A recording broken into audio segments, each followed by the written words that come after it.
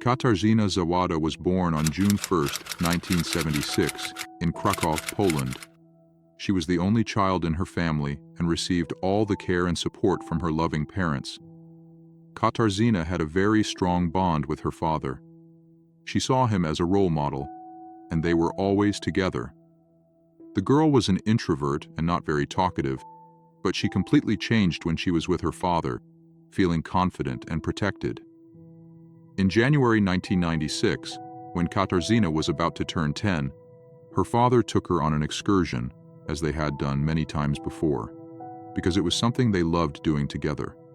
But unfortunately, that day ended in tragedy. The man slipped and fell, resulting in a spinal cord injury that left him immobile and ultimately took his life. Katarzyna was plunged into deep sorrow. She blamed herself for what had happened for a long time and eventually fell into a deep depression. Her mother, Marta, a child psychologist, was very concerned about her daughter's mental health and sought help to overcome her depression. They lived together in Krakow, a city with green areas and large buildings built during Soviet times. Katarzyna grew up and enrolled in university to study psychology, trying to follow in her mother's footsteps, but she didn't feel comfortable in that profession and switched to studying history. But that didn't appeal to her either. Eventually, the girl decided to study religious studies, where she found what she was looking for. At 23, Katarzyna was already independent, but shy, so other students at the university didn't know her very well. Her closest friend was named Anna, and they met in high school. Anna had a significant influence on Katarzyna. One day she gave her a book about hippies, and Katarzyna was fascinated by this nomadic and carefree lifestyle. She also loved listening to music and often visited music stores and fairs.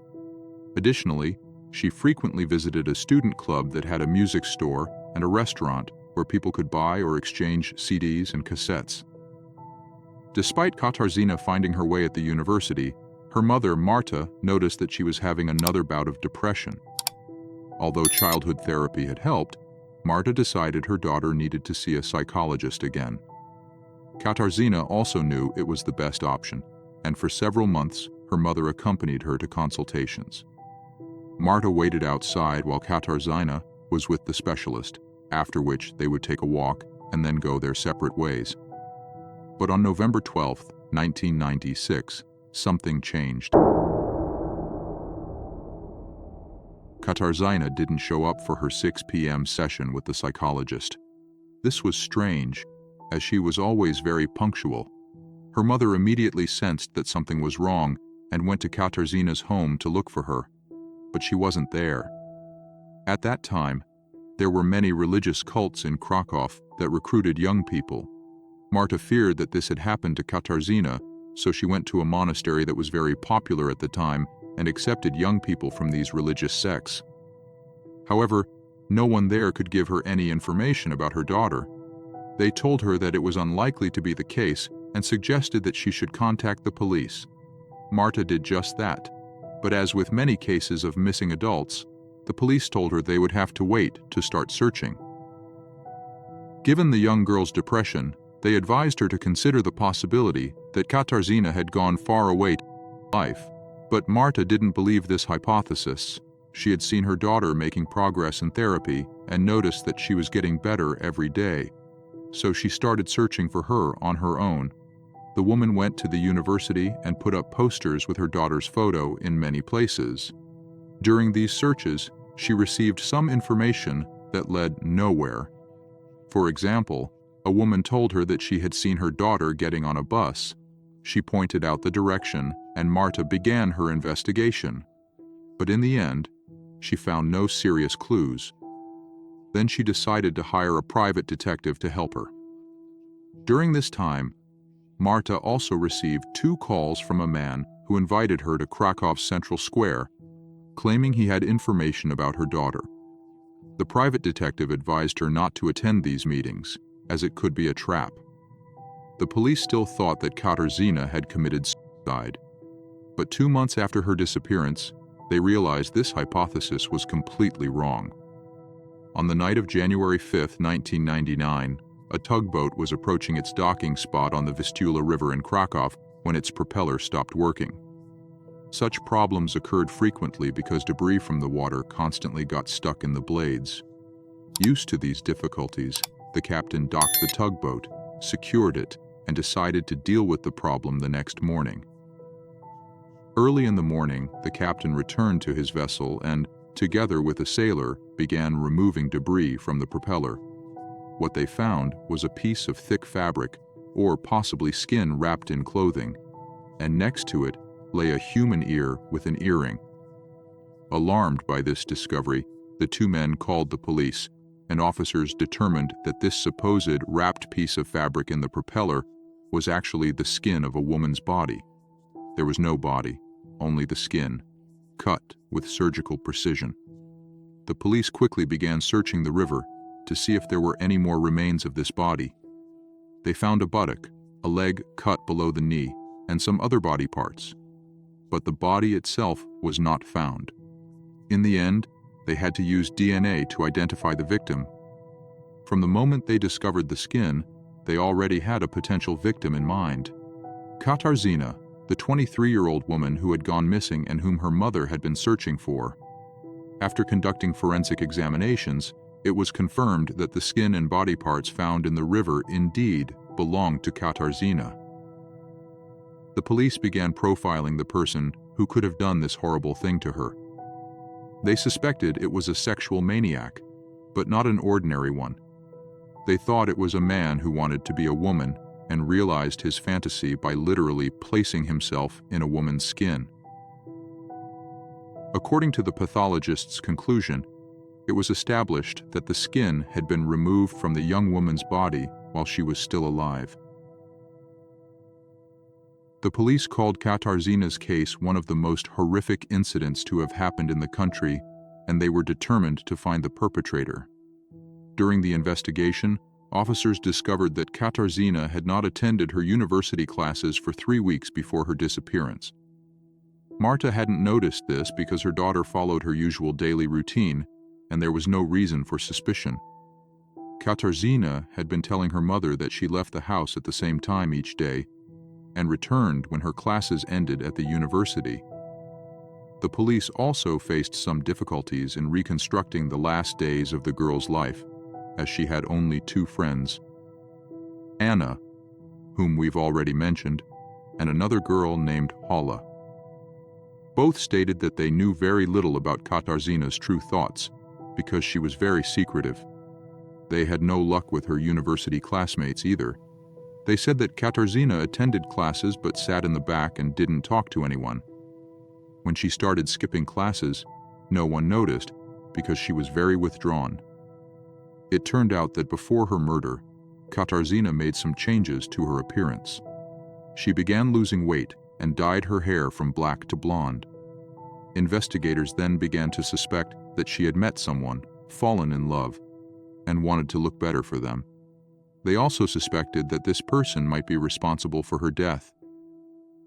When officers tracked Katarzyna's movements during the 3 weeks she was absent from university, they found nothing unusual. She was seen in the same places she often visited, the music store and the student club. There, she frequently interacted with a guy named Jakub. Some people said it seemed like Katarzyna had a crush on him, but since Jakub had a girlfriend, they were just good friends, who often exchanged records and read the same books. The police investigated Jakub and found that he had a solid alibi on the days of her disappearance, so they ruled him out as a suspect. The officers feared that the killer might strike again and asked their best criminologists to present the world with a profile of the criminal. They speculated that it was a man in his 20s or 30s with a severe mental disorder, a psychopath, a sadist with a narcissistic personality, and above-average intelligence. They believed he enjoyed hunting or fishing. Judging by the precision with which the skin was cut, they concluded that he could be a surgeon, butcher, veterinarian, or even a tailor. The officers also believed that he had stalked Katarzyna before choosing her. Given that he wanted to wear her skin, they deduced that the man must have had a similar body type.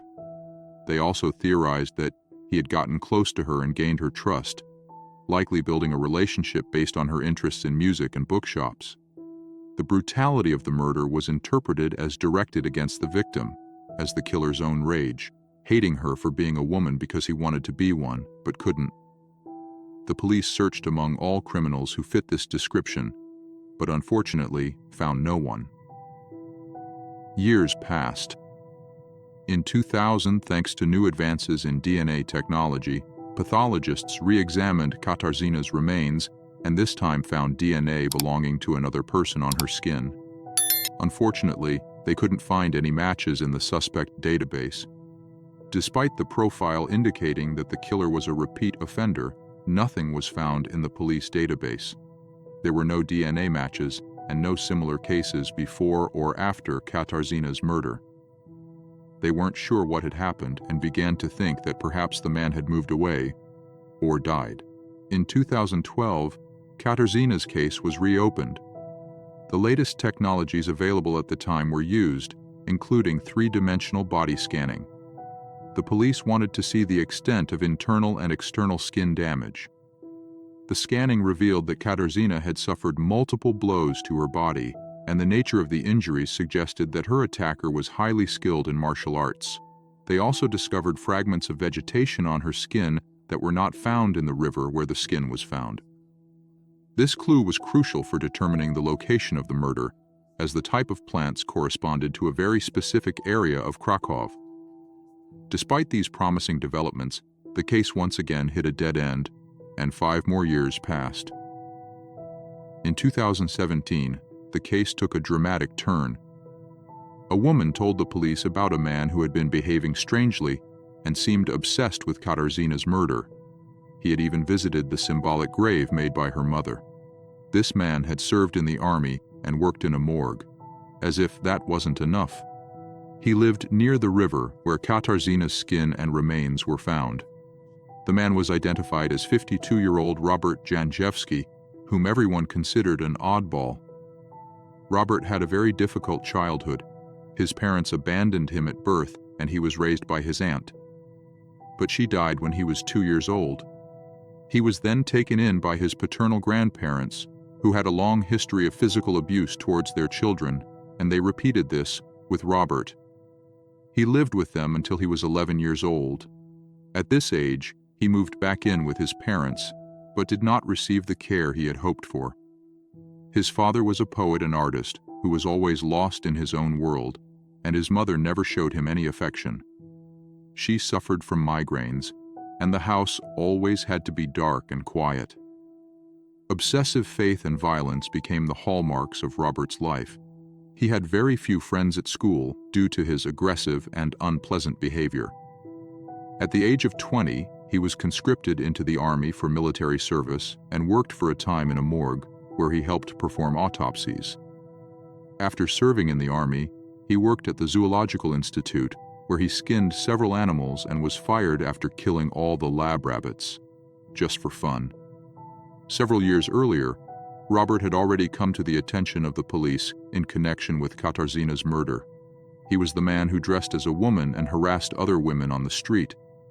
But at that time, they couldn't link him to the crime. When the police received a tip about this man, they interrogated his mother. She said that after Katarzyna's murder, her son had changed dramatically. The woman was very old, but she remembered well how one day Robert fell to the floor and cried, saying that he did not kill Katarzyna and that his friends from the gym had framed him. She also mentioned that after the murder, Robert became more religious and started attending church almost every day. Several witnesses noted that he often visited Katarzyna's grave and always left a burning candle. Some people even said that he wrote letters and buried them near the girl's grave, but the police searched the area and found none of these letters.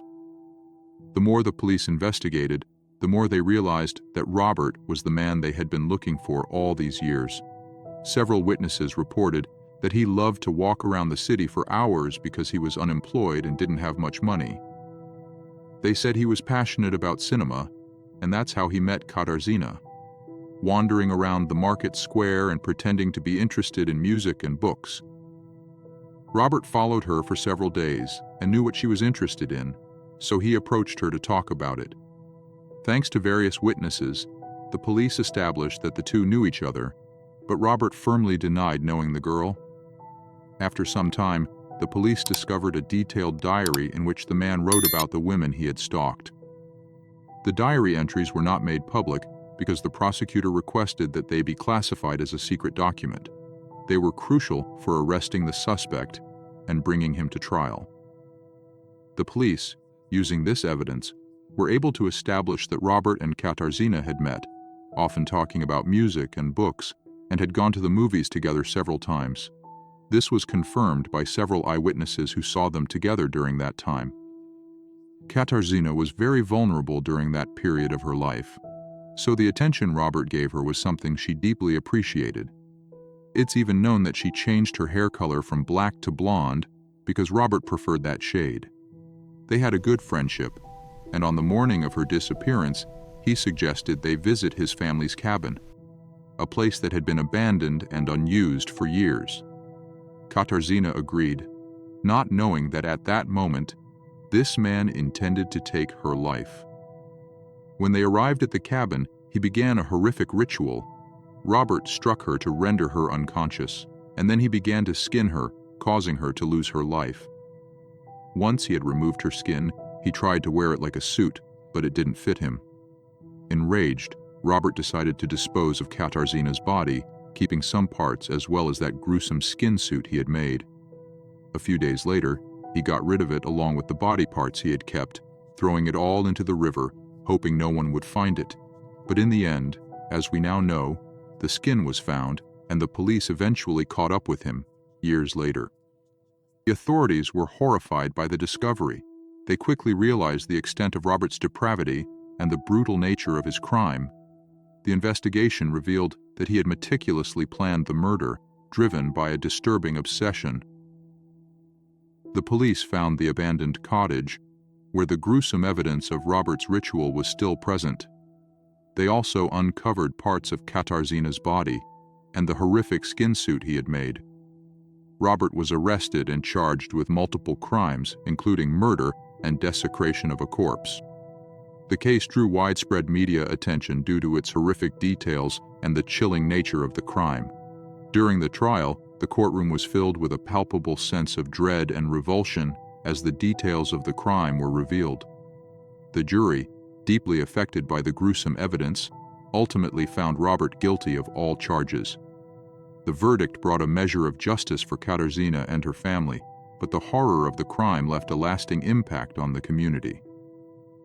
The story of Robert and Katarzyna became a chilling reminder of the depths of human cruelty and the importance of vigilance in protecting the vulnerable. Thanks for watching, friends. What do you think about this story? Share your thoughts in the comments. I'm always interested in your opinions. Subscribe to my channel, there's much more to come. See you next time.